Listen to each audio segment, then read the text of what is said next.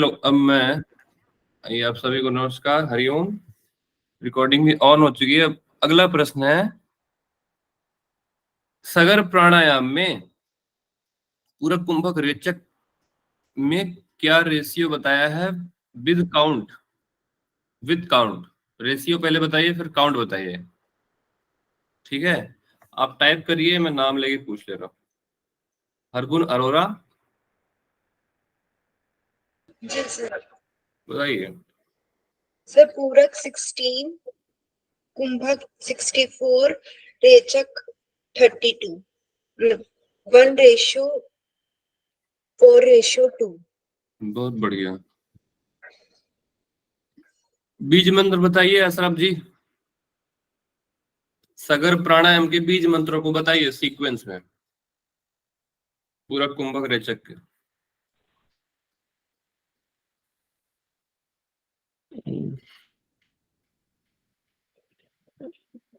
Sir मुझे तो सब सुनाई नहीं दे रहे आपके।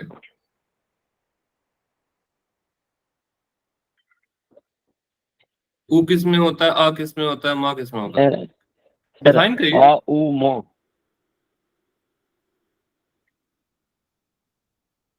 क्या होता है, किस में होता है?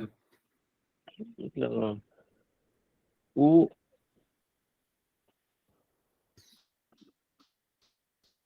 बता नहीं सकता।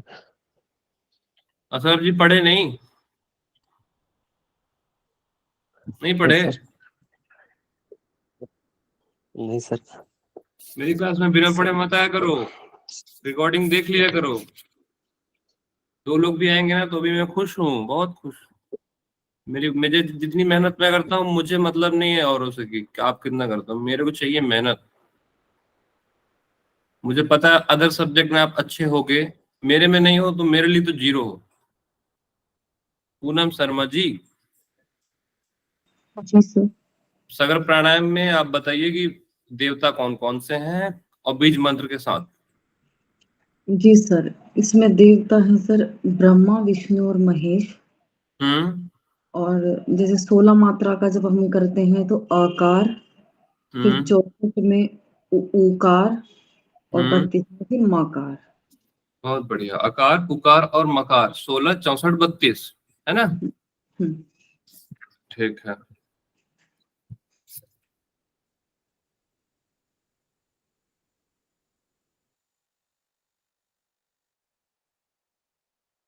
पूनम जी, यदि आपसे कहा जाए मध्यम मात्रा का आपको निगर प्राणायाम करना है तो क्या क्या रेशियो होगा और कितना कितना क्या क्या होगा, पूरा कुंभक रेचक?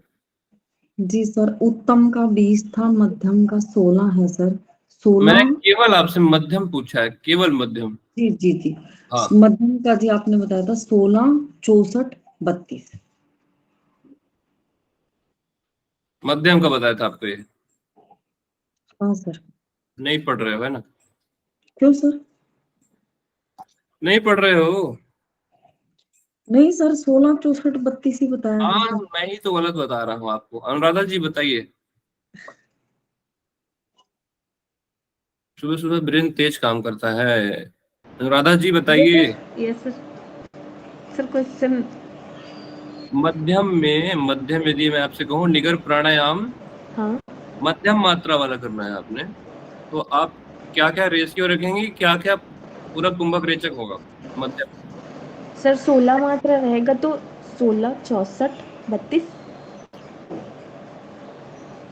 कोई नहीं पढ़ता क्या? अनीता यादव,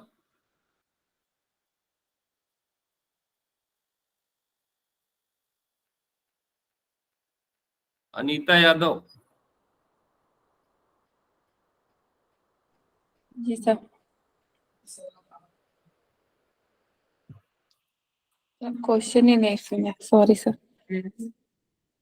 अब आप मुझे बताओ, मध्यम जो इन्होंने बताया है वो सही है कि गलत है? मध्यम में 16, 64, 32 होगा कि नहीं होगा? सर मध्यम में 64, वो निगर्भ में सर। हाँ, निगर में। निगर्भ में सर पूनम जी और इन्होंने जो बताया अनुराधा जी ने, सही बताया कि गलत बताया? आप उनको करेक्ट करिए, अगर गलत है तो, और सही है तो फिर बोलिए हाँ सर उन्होंने सही बताया। सर निगर्भ में 20 और मध्यम में 16, अधम में 12 है। मतलब इन्होंने सही बोला ना, इतना ही बताइए। पूनम सर जी हम ने भी सही बोला सर और सुने नहीं थे ना, इसीलिए तो सर सुने ही नहीं थे उनका। चलो हो गया, कोई बात नहीं। सूर्यभेदी प्राणायाम में कौन सा कुंभक करना होता है? जल्दी बताइए, 2 मिनट। कौन बताएगा? नाम ले रहा हूँ। Parika, Parika usually okay. पारिका जी बताएं। जी सर जी। सूर्यभेदी प्राणायाम में कौन सा कुंभक किया, कौन सा बंद लगाया जाता है? बंद, जालंधर बंद। जलंधर बंद, ठीक है। सूर्यभेदी प्राणायाम में जो लाभ बताया है ना वो बताइए मुझे, कौन बताएगा? हेमलता जी बताइए।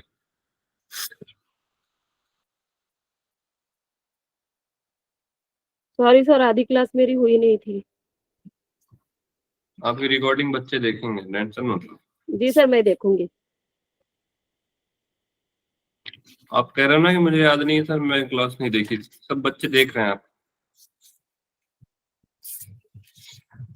हरगुण अरोरा आप बताओ। जरा मृत्यु विनाशकम हाँ और कुंडली जागरण होती है और देह की अग्नि प्रदीप्त होती है। ठीक है। अशरफ जी, उपप्राण में सारे उपप्राण का नाम लीजिए और स्थान बताइए।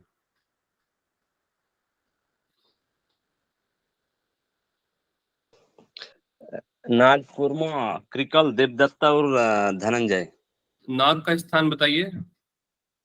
नाग का स्थान सर, चलिए स्थान मत बताइए, कहाँ पाई जाती है बता दीजिए, मतलब कैसे, कहाँ से कैसे उसको डिनोट करोगे? सर उद्गारे, उद्गारे नागा। ठीक है, उद्गार डकार में। और और पूर्व? फिर इसके बाद कुर्मा है, अखाता, अखाता कुर्मा।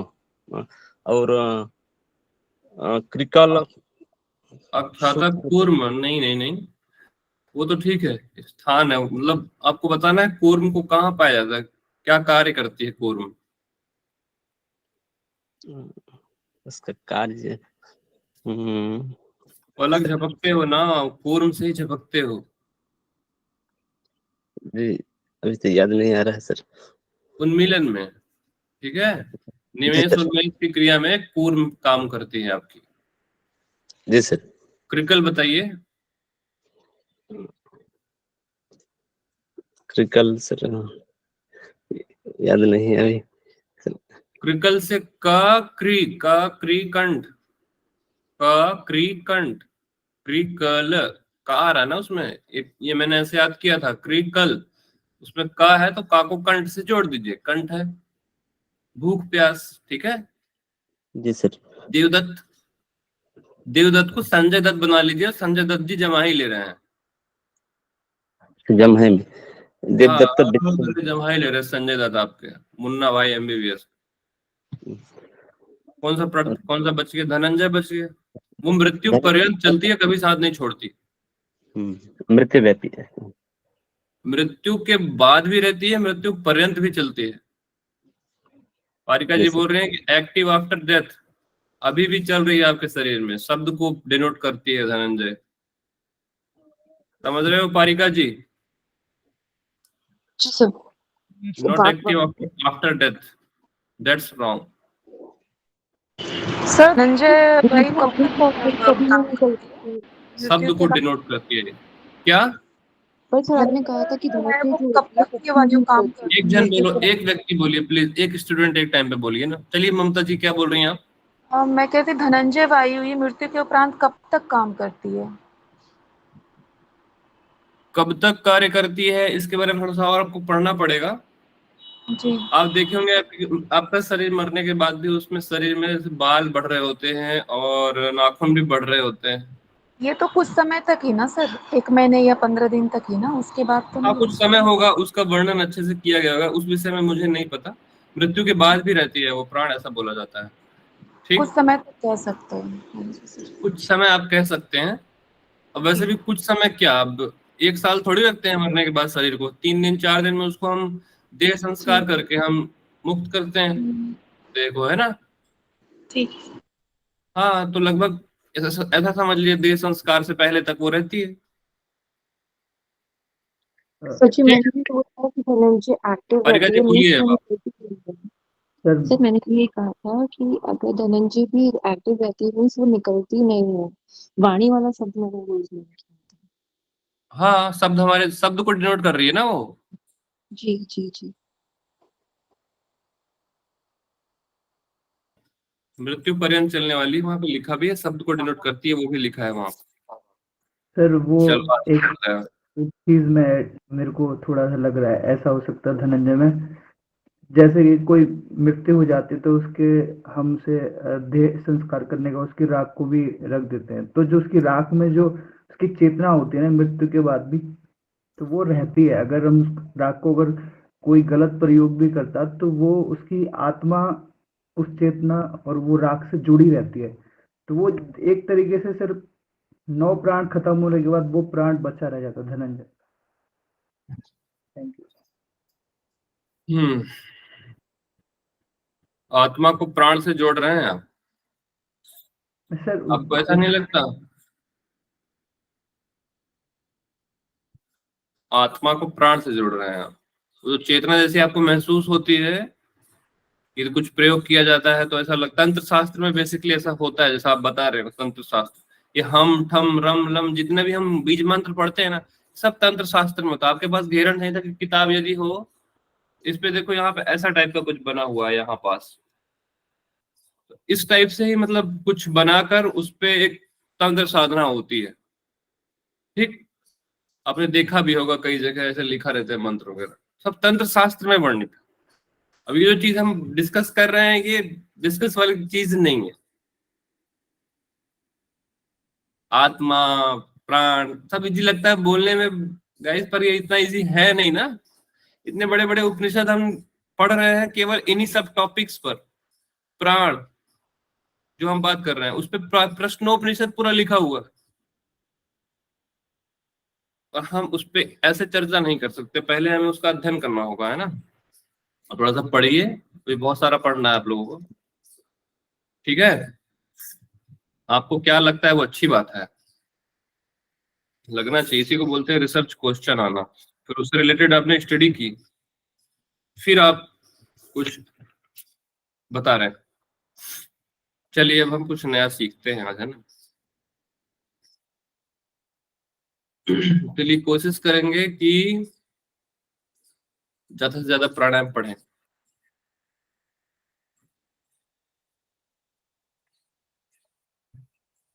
कौन से प्राणायाम तक थे हम लोग कल? भस्त्रिका पढ़ना था ना। हाँ जी, भस्त्रिका से शुरू। बहुत सारा क्वेश्चन पूछना रह गया था, लेकिन कोई बात नहीं, आफ्टर सेशन पूछ लूंगा। दिख रही है स्क्रीन? हाँ जी सर जी।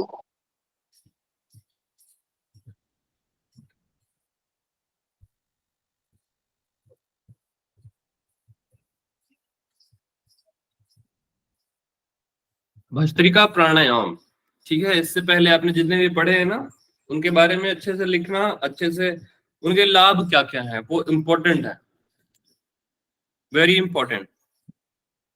अब देखिए भस्त्रिका प्राणायाम क्या है, भस्त्रिका करना क्या है, भस्त्रिका में याद क्या कर रहा है, सारा का सारा देखते हैं। भस्त्रिका लोह काराणाम यथा क्रमेण संभ्रमेत। भस्त्रिका लोह काराणाम, भस्त्रा होना चाहिए, मतलब इसमें कहा है जिस प्रकार लोहार की भाथी जो होती है उसकी ना, उसका भस्त्रा जो लोहे को पिघलाने का कार्य करता है, इसको भाथी भी बोलते हैं, भाथी या भस्त्रा दोनों। तो जिस प्रकार यथा क्रमेण संभ्रमेत, जिस प्रकार वह चलता रहता है ना अपने क्रम में, उसी प्रकार तथा वायुं च नासाभ्याम उभाभ्याम चालयेत शनैः। नासाभ्याम उभाभ्याम चालयेत शनैः। अब नासाभ्याम है तो दोनों नासिका होगी, वायु तो आप जानते ही है। इस प्रकार भस्त्रिका जो लोहार होता है, लोहार की जो भाथी होती है उसको अंदर लेना फिर बाहर छोड़ना होता है ना, जैसे कि उसमें क्या होता है, अग्नि प्रदीप्त रहती है हमेशा, टेम्परेचर उसमें 1200 डिग्री सेल्सियस तक पहुंच जाता है, जिससे कि लोहा भी पिघल जाता है। ठीक, तो वैसे ही कह रहा है यहाँ पे, दोनों नाक से, दोनों नासिका से, नासाभ्याम उभाभ्याम, दोनों नासिका से वायु को लेकर चलाएं, चालयेत, ठीक है, वायु को लेवें धीरे धीरे। एवं 20 वारम कृत्वा कुर्यात कुंभकम, 20 बार आपने भस्त्रिका करनी है, ठीक है, 20 बार गिनकर। इंपॉर्टेंट है, देखिए जब काउंट बहुत इंपॉर्टेंट है, एग्जाम में कितने बार पूछ लेगा तो आपको एग्जाम में याद होना चाहिए। एग्जाम के लिए पढ़ रहे हो तो ये सब चीजें इंपॉर्टेंट है, जानने के लिए पढ़ रहे हो शास्त्रों में क्या है तो फिर सुनते रहे प्रवचन की तरह। ठीक, मुझे लगता है सभी लोगों को एग्जाम के पर्पज से ही है यहाँ। एवं 20 वारम कृत्वा कुर्यात कुंभकम, 20 बार कर क्या करना है, कुंभक करना है। तदंते चालयेत वायुम पूर्वोक्तम च यथाविधि, उसके उपरांत क्या करना है, जब आपने कुंभक कर लिया,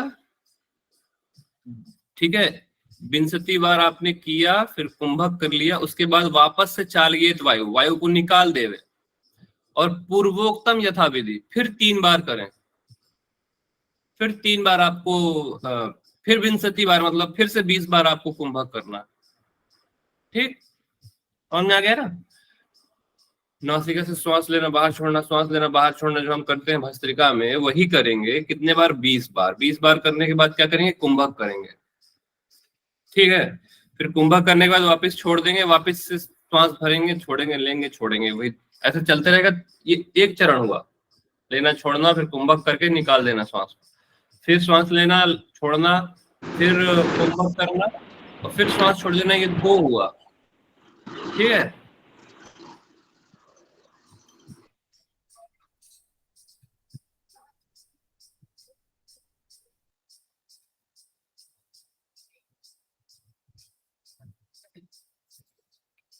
आगे देखते हैं। अब देखो आपको ये कितनी बार करना है, जो आपको मैंने बताया वो 20 बार करके कुंभक जो हम कर रहे हैं श्वास का, वो त्रिवारम। 3 बार मैं समझी नहीं। त्रिवारम साधये तेनम भस्त्रिका कुंभकम सुधी में समझा रहा हूं अभी, जाइए। नाचा रोगो नाचा क्लेशो आरोग्यम चा दिने दिने, ये लाभ है, ना क्लेश होता है, आरोग्यता आती है प्रतिदिन, दिने दिने बढ़ती है, ना रोग होता है। ठीक है, अब बात समझिएगा। आपको मैं कहूं भस्त्रिका करिए 20 बार, आप करेंगे 20 बार, है ना? ये करना है। इसके बाद आपको 20 बार करने के बाद कुंभक करना है। कुंभक करने के बाद जितना यथाशक्ति आप रोक सकती हैं रोकेंगी या रोकेंगे, और उसके बाद आप श्वास को छोड़ देंगे। ये आपका एक चक्र होगा, मतलब 21 बार होगा। ये एक बार आपने किया। ऐसे ही मैं आपको कितने बार करने को बोलूं? 3 बार। 3 यहाँ लिखा है, देखो 3 बार। त्रिवारम साधये तेनम, यही चीज आपको 3 बार करनी है। 20-20 बार करना है, कुंभक करना है, फिर 20-20 बार करना है, कुंभक करना है, फिर 20 बार, फिर कुंभक। ये तीनों हो गए, इसको बोलते भस्त्रिका प्रणम। आया समझ? ठीक है।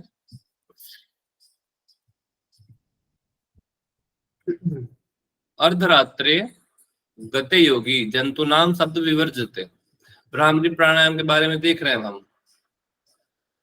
कौन सा प्राणायाम है? भ्रामरी। समझ लीजिए, भ्रामरी प्राणायाम को अगर हम हठ प्रदीपिका से कंपेयर करें तो जो वहां पे नाद योग से मिला है नादानुसंधान में, वो यहाँ पे भ्रामरी प्राणायाम से ही दे रहे हैं किरण से। समझ रहे हो, वो कॉन्सेप्ट सेम चल रहा है। वहां पे भी नाद सुनाई देते हैं, यहाँ पे भी नाद सुनाई देता है। वहां पे नाद सुन लिया मतलब हो गया नादानुसंधान, वो हाईएस्ट स्टेज होता है वहां पे। यहाँ पे सिर्फ वो चीज प्राणायाम से ही प्राप्त हो जाती है, अगर आप कंपेयर करके देखें दूसरों को। भ्रामरी प्राणायाम से भी समाधि की सिद्धि होती है, होती है कि नहीं होती है?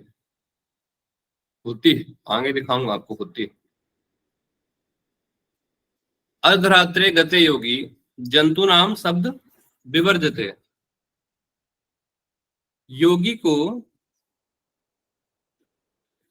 शब्द विवर्जते अर्धरात्रि। अर्धरात्रि का कॉन्सेप्ट इसलिए दिया हुआ है अर्धरात्रि का, क्योंकि उस समय जो होते हैं ना, किसी भी प्रकार के जंतु, व्यक्ति या फिर किसी भी तरह का आवाज कोलाहल नहीं हो रहा होता है, इसलिए अर्धरात्रि में योगी को ये अभ्यास करना बताया है। कर्णौ पिधाय हस्ताभ्याम, कर्णौ बोला है तो दोनों कान बंद करने को कहा है। दोनों कानों को बंद करते हुए हाथों से कुर्यात पूरक कुंभकम, पूरक करना। दोनों कान ऐसे बंद किया, पहले पूरक करके कुंभक कर दिए। ठीक है, अभी तक केवल इतना किया है और आधी रात हुई है मान लो। अब श्रुणिया दक्षिण करने नादम अंतर्गतम शुभम।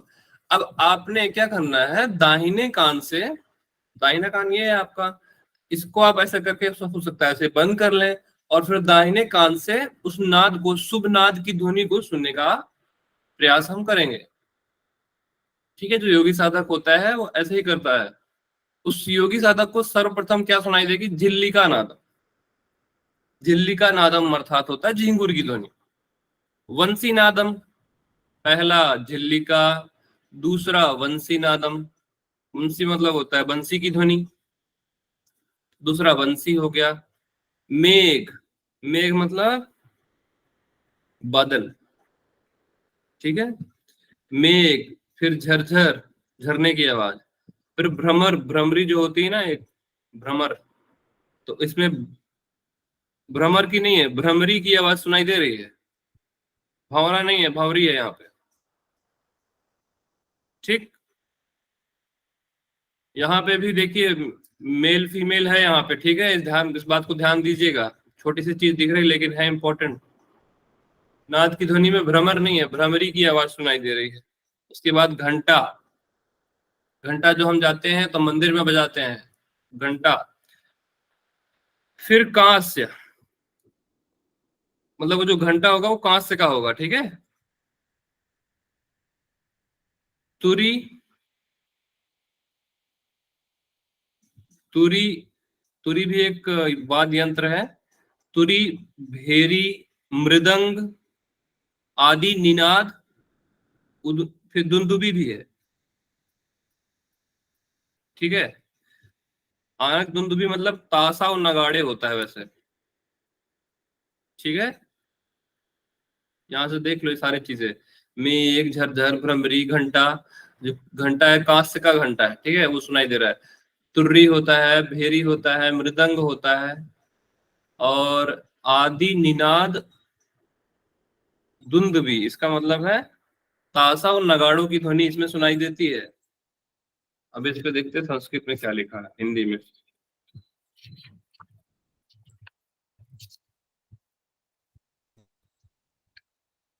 दुंदुभी ही बोला। ठीक है, तुरही, भेरी, दुंदुभी। ठीक, दुंदुभी आदि का निनाद सुनाई देता है। ठीक, सीक्वेंस बहुत इंपॉर्टेंट है। अब देखो, एवं नाना विधो नादो जायते नित्यम अभ्यासात। नित्य प्रति अभ्यास के साथ नाना प्रकार के नाद उसे ऐसे सुनाई देते हैं। अब इसमें देखिए कहा है अनाहतस्य शब्दस्य, शब्दस्थ तस्य शब्दस्य यो ध्वनि। तो जो इसमें अनाहत शब्द की ध्वनि होती है, कहा गया है अनाहत,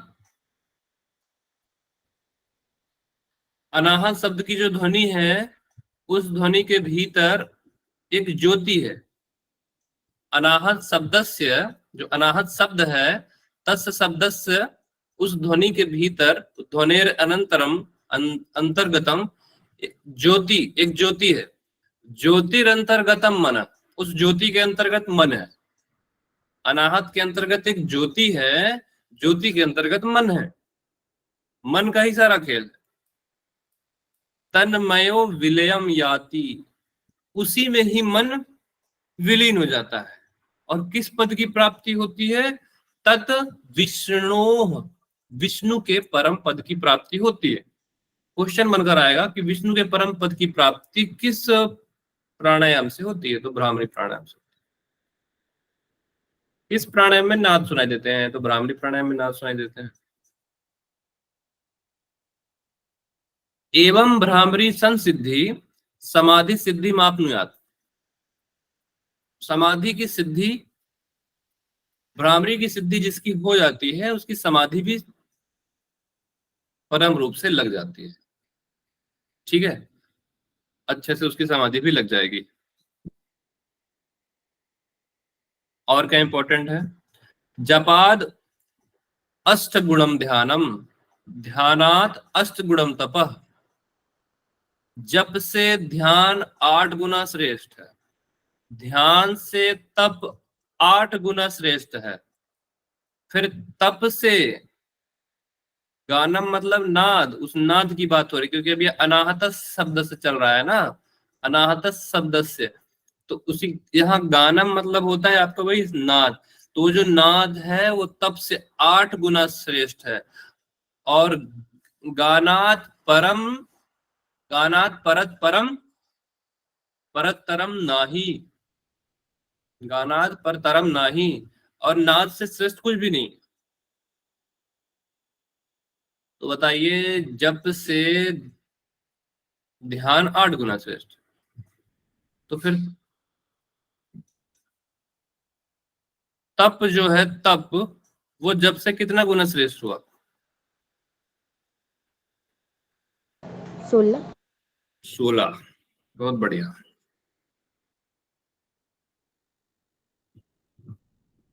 मूर्छा प्राणायाम,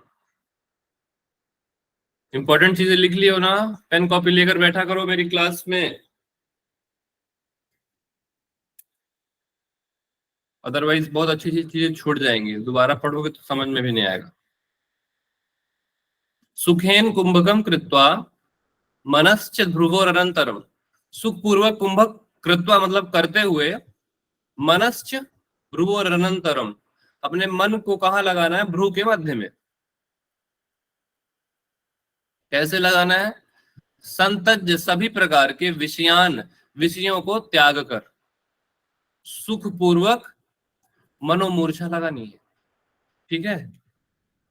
आत्मनि मनसो योगात आनंदो जायते ध्रुवम, इस प्रकार आत्मा में अपने मन को लगाने से योगी को परमानंद की प्राप्ति होती है। इसमें आनंदो जायते ध्रुवम मतलब आनंद की प्राप्ति होती है, अद्भुत आनंद का अनुभव होता है। किस प्राणायाम से अद्भुत आनंद का अनुभव होता है? मूर्छा प्राणायाम से अद्भुत आनंद का अनुभव होता है। क्वेश्चन ये बन सकता है। ठीक है। मूर्छा प्राणायाम में दृष्टि कहाँ पे बताई है? नासिका के अग्रभाग में, या भ्रू के मध्य में, या फिर ज्योति में? तो आप याद रखना, भ्रू और अनंतरम, भ्रू के मध्य में देखा जाता है। मतलब एक तरह से ऐसे करके मन को लगाया जाता है भ्रू के मध्य में। आप चित्र देखोगे तो आपको समझ में आएगा कि कैसे होता होगा। ये चित्र भी बना हुआ है इसमें। ठीक है, मूर्छा प्राणायाम है। समझ आ गया? मूर्छा प्राणायाम इंपॉर्टेंट चीज सब बताती है इसमें। अब देखते हैं केवली प्राणायाम।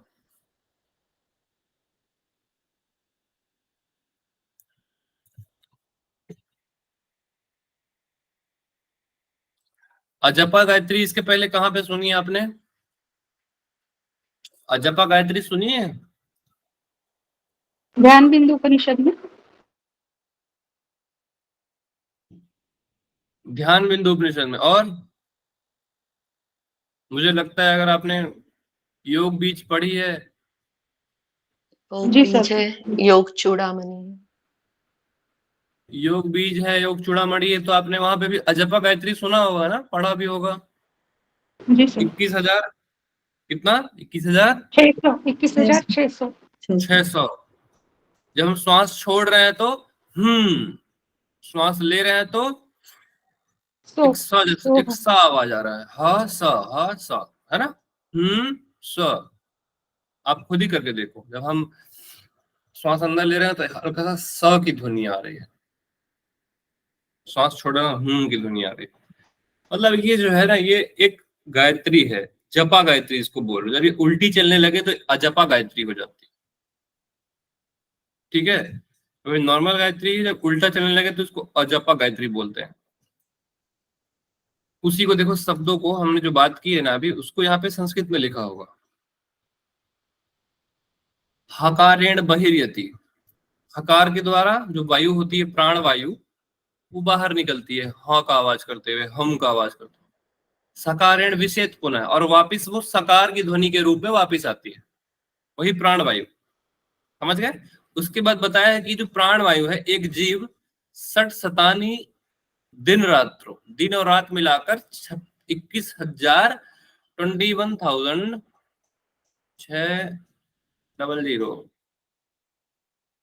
21,000 21,600 टाइम्स डे एंड नाइट करता है। लेकिन यदि बात कर दी जाए केवल दिन की तो कितना बटे 2 होगा इसका? बताओ भाग करके, मेरी मैथ्स कमजोर है, आप ही लोग बताओ।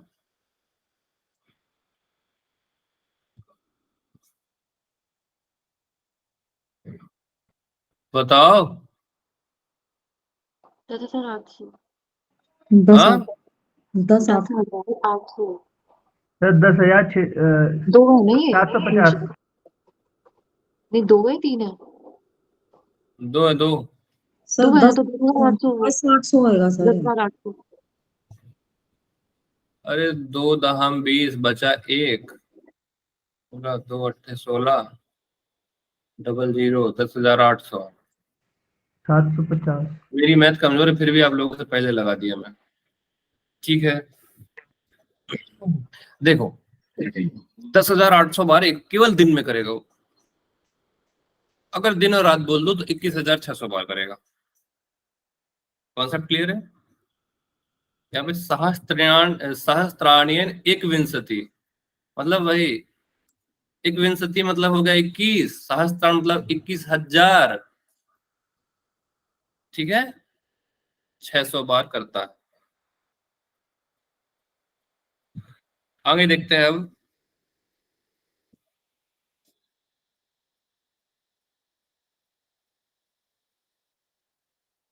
समझ में आ गई है? नहीं तो सही, मैथ्स कैलकुलेशन छोड़ के ये हो क्या रहा है ये समझ नहीं आया।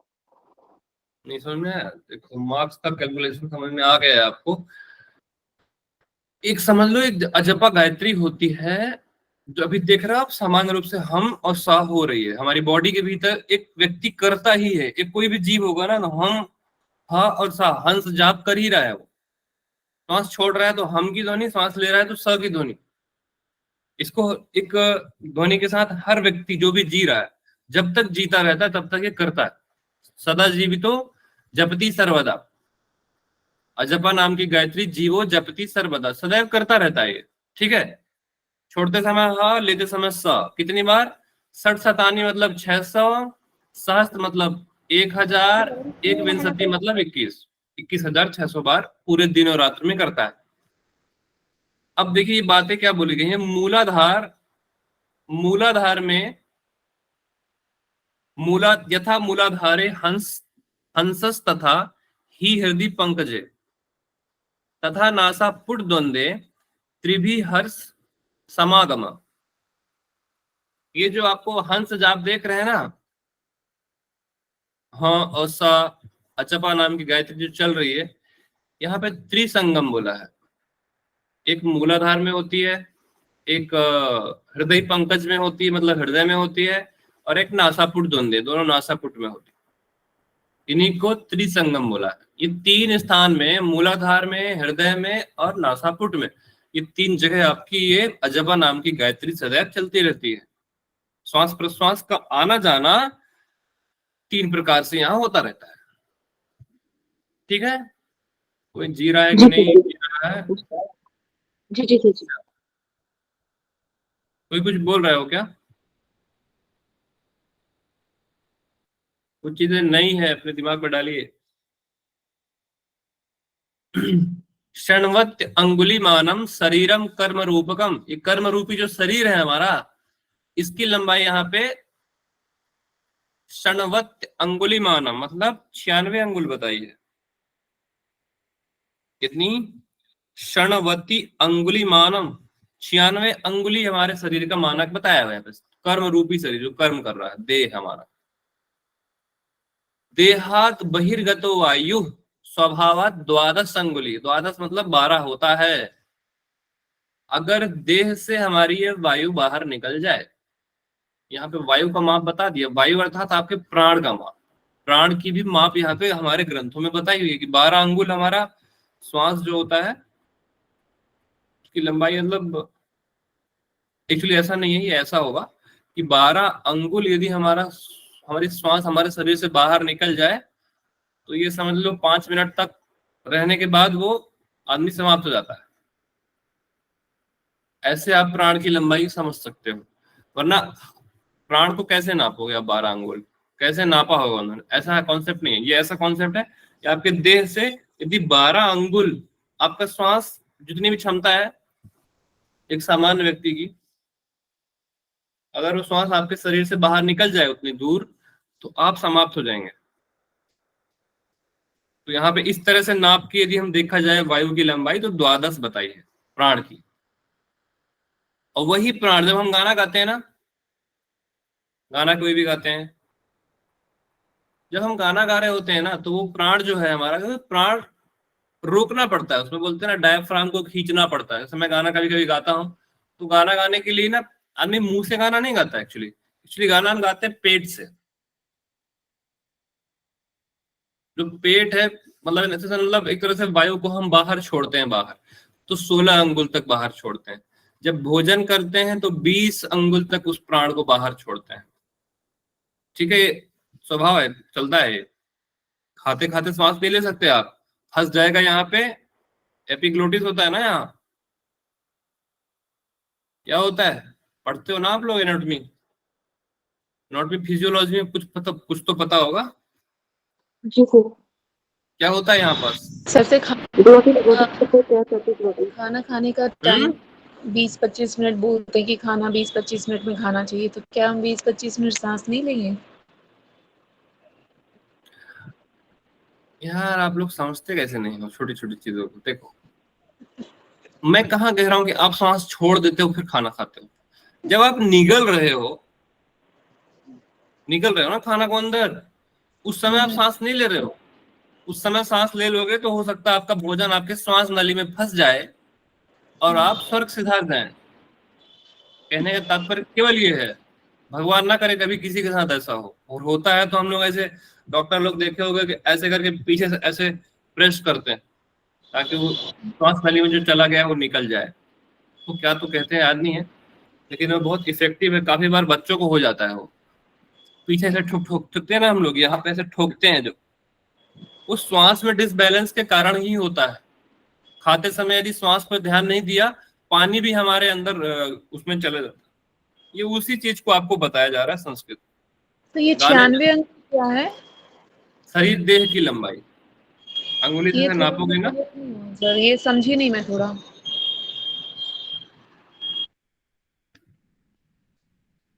आपका देह जो है ना वो 96 अंगुल है, प्राण जो है वो 12 अंगुल है। और वो प्राण जो है यदि आप गाना गाएंगे तो 16 अंगुल तक बाहर जाएगा। आप जब भोजन करेंगे तो लगभग यहाँ बताया है कि वो 12 अंगुल 20 अंगुल तक वो भोजन करते समय वायु जो होती है बाहर होती है आपके देह से। सर एक चीज मतलब मेरे को थोड़ा समझ में आया, वो गलत तो आप करेक्ट कर देना। जैसे हम नॉर्मली बैठे रहते हैं तो हमारी सांस धीरे चलती है, यानी कि अगर आप नॉर्मली चल फिर रहे हो तो आपकी 1 मिनट में 12 बार या 13-14 बार सांस लेते हैं। और जब आप एकदम शांति से बैठे हो और प्राणायाम कर रहे हैं तो हमारी सांस हमें ना 6 तक ले आते हैं, 4 तक ले आते हैं। तो सर मुझे ऐसा लगता है जब खाना खाते हैं तो हम सांस भी थोड़ा सा स्पीड लेते हैं, क्योंकि है ना हम बॉडी को है ना मूवमेंट दे रहे हैं। तो सर इससे कुछ रिलेशन है क्या इस चीज़ का? जैसे एक्सरसाइज कर रहे हैं तो हमारी सांस लंबी हो जाएगी और जब नहीं कर रहे हैं तो एकदम से कम हो जाएगी, वो अंगुल वाली बात जो है। तो सर ये कुछ कनेक्टिविटी है क्या इसके अंदर? देखिए, भोजन करते समय अब ऐसे देखो, अभी आगे आप चलेंगे ना, अभी जो इसमें बताया हुआ है, जैसे कि गाना गाते समय 12 अंगुल श्वास बाहर रहती है या फिर कहीं पे भी रहती है, या फिर श्वास की जो लंबाई है, समझ लो आप, प्राण की जो लंबाई एक्चुअली लंबाई की ही बातें हो रही हैं। द्वादश अंगुली अगर माँ पे दे रहा हुआ है ना, तो वहां पे एक लंबाई की बातें हो रही है। तो यदि देह से आपकी प्राण वायु बाहर निकल जाए तो वो 12 अंगुल की होती है। गाना गाते समय उस प्राण वायु की लंबाई 16 अंगुल होती है। फिर जब आप भोजन कर रहे हो रहते हैं तो उस प्राण की लंबाई 20 अंगुल होती है। ऐसे आप मान लीजिए, बहुत ज्यादा इस पे गहराई पे मत जाइए, इस पे फंसेंगे तो फंस गया, फिर आगे कभी नहीं बढ़ पाएंगे। जैसे कि अगली स्लाइड आई नहीं पा रही है। चतुर्विंशत अंगुली पंथे निद्रायाम त्रिदश अंगुली। चतुर्विंशति अंगुले पंथे, पैदल चलते समय कितना बताया यहाँ पे? चतुर्विशांग मतलब 24 अंगुली। चतुर्विशांग अंगुली मतलब, कुछ लोग इंग्लिश वाले होंगे उनको समझ में नहीं आता होगा, 24, ठीक है। पंथे मतलब पैदल चलते समय 24 अंगुल प्राण की लंबाई। निद्रा, जब आप सो रहे होते हैं तो 63 अंगुली, 63 मतलब समझ लीजिए 30, ठीक है। कितना? 30। 63 मतलब होता है 30 अंगुल आपकी श्वास चलती है। अब देखो, पैदल चलने से ज्यादा आपके प्राण की लंबाई आपके सोते समय होती है। पैदल चलने से ज्यादा मैथुन करते समय, किसी भी प्रकार के मैथुन में 60-63 उत्तम, 60-63 होता है 36, ठीक है। 36 के बाद व्यायाम, मैथुन से भी ज्यादा होता है व्यायाम में। व्यायाम करते समय प्राण की लंबाई होती है उससे भी ज्यादा, 36 अंगुल से भी ज्यादा। एक असेंडिंग सेट कर लेना, एक डिसेंडिंग सेट कर लेना, आपके एग्जाम के पर्पज से वो इंपॉर्टेंट,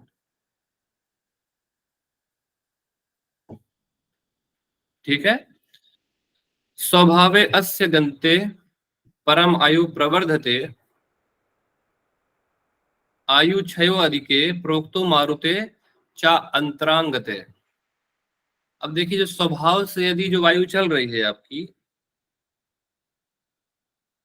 स्वभावस्य न्यूनतम गति होना चाहिए था, हो सकता है गलत टाइप हो गया, हाँ गतेर न्यूने होना चाहिए, यहाँ पे है गलत टाइप हो गया। स्वभावस्य गतेर न्यूने, ठीक, यहाँ पे थोड़ा सा यहाँ पे करेक्ट होगा, ठीक है। जो गन्ने हो गया ना, यहाँ पे गतेर न्यूने होगा। स्वभावस्य गतेर न्यूने मतलब यदि जो स्वभाव से हमारा प्राण चल रहा है, यदि वो उससे कम चले तो आयु बढ़ती है। प्राण की लंबाई और प्राण चलने में अंतर है ना, ये याद रखना, ऐसे दोनों को मिला मत देना। प्राण की लंबाई वो वहां पे बताइए कि चलते समय इतनी होगी, कार्य करते समय इतनी होगी, मैथुन के समय इतनी होगी, गाते समय इतनी होगी, और सिंगिंग करते समय इतनी, और एक और था, क्या था वो? सोते समय। सोते समय, एक व्यायाम करते समय, सब याद रखना। भोजन करते समय वो एक लंबाई बताई है।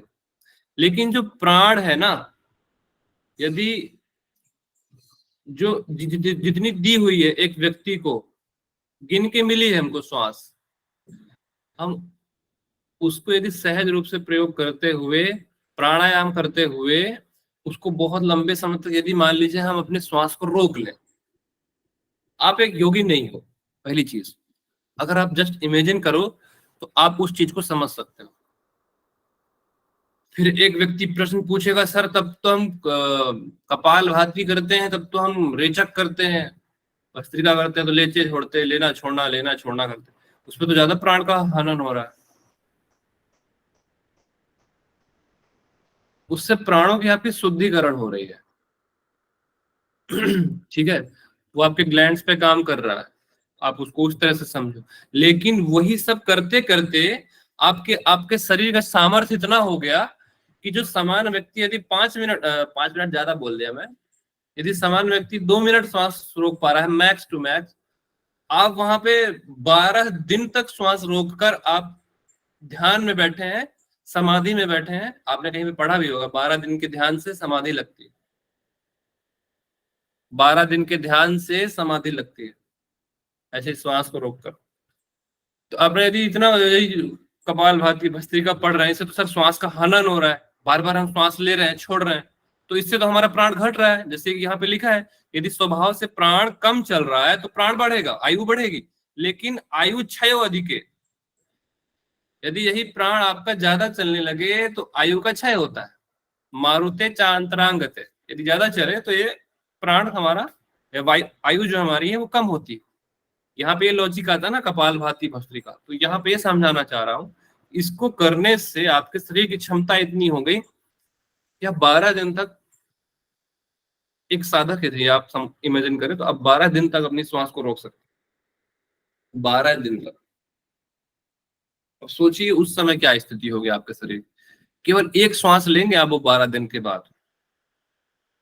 हमारे योगियों ने किया है ऐसे, तभी ना हमारा शरीर का प्राण जो है इतना हल्का हो जाता है कि हमारा शरीर ऐसे जमीन से ऊपर उठ जाता है। ठीक है, क्या ऊर्ध्वगामी होता है उसमें, प्राणों को भी आपने एक्टिव कर लिया होता है उस 12 दिन के अंदर। तो जो आपका शरीर ऊपर उठता हो रहा है वो किस प्राण से हो रहा होगा बताओ? उदान। उदान प्राण से, क्योंकि उदान प्राण जो होता है ऊर्ध्वगामी होता है।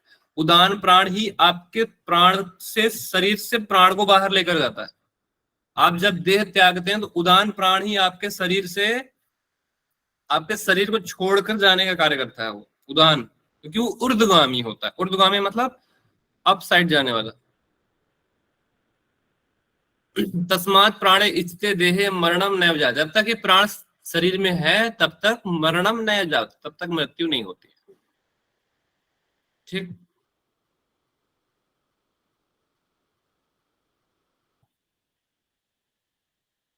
वायुनाम घट संबंधे भवेत केवल कुंभकम। वायुनाम घट संबंधे, जब वायु घट के साथ, घट मतलब शरीर के साथ, जब शरीर में ही स्थिर हो जाती है तब भवेत केवल कुंभकम। तब क्या होता है? केवल कुंभक होता है, जो पढ़ रहे हैं केवल कुंभक प्राणायाम होता है। ठीक है,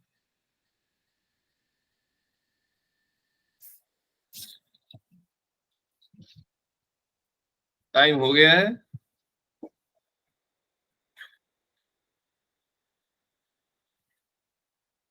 ठीक है,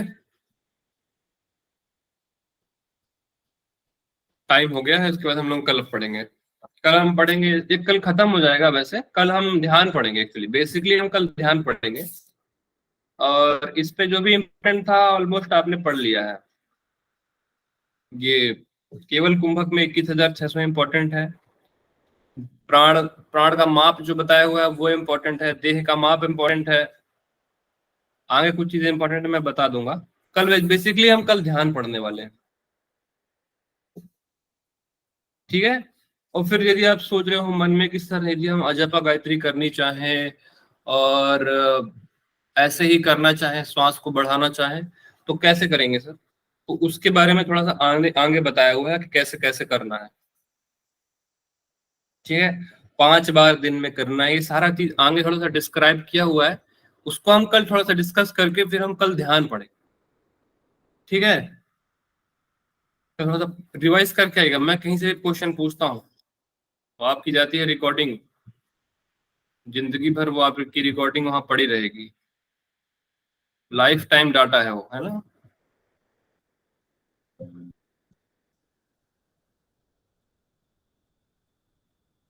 ठीक है, पढ़ के आया करो। मुझे नहीं लगता कि और क्लास में से कोई क्वेश्चन पूछता होगा आपसे। मेरे क्लास में सबसे पहले तो मैं क्वेश्चन ही पूछता हूँ। एक क्वेश्चन पूछूंगा केवल, आपको बता देना है। रंबा जी की माइक खोलिए। रंबा जी बता दीजिए कि जो अजपा नाम की जो गायत्री चल रही है उसको 3 संगम में बताया हुआ है, वो 3 संगम कहाँ कहाँ है? रंभा कुमारी जी। जी सर। हाँ बताया।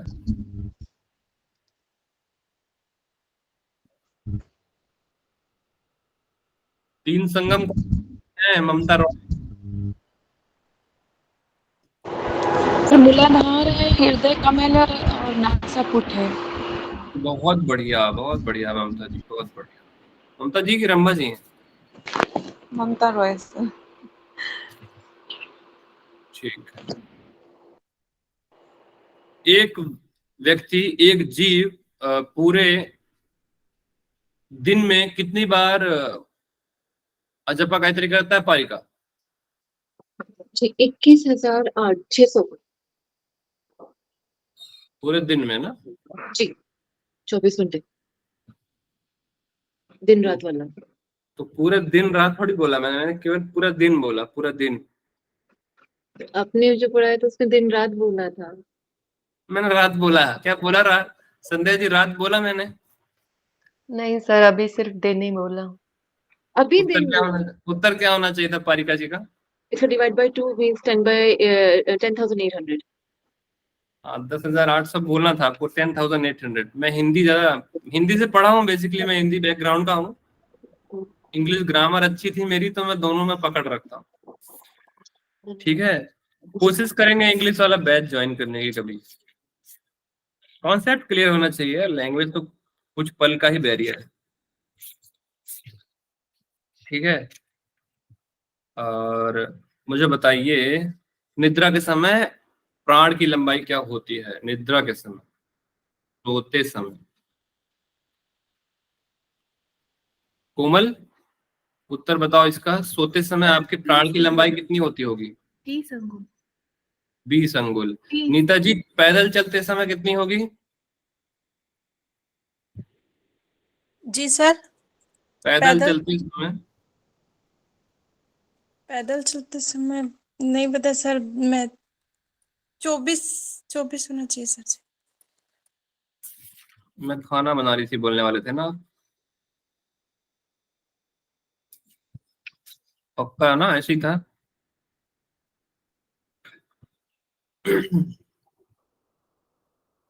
गाते समय कितनी होगी पूनम जी?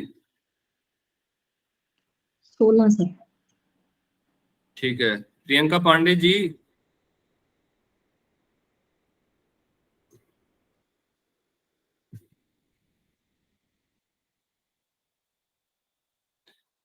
मैथुन के वक्त कितनी होगी?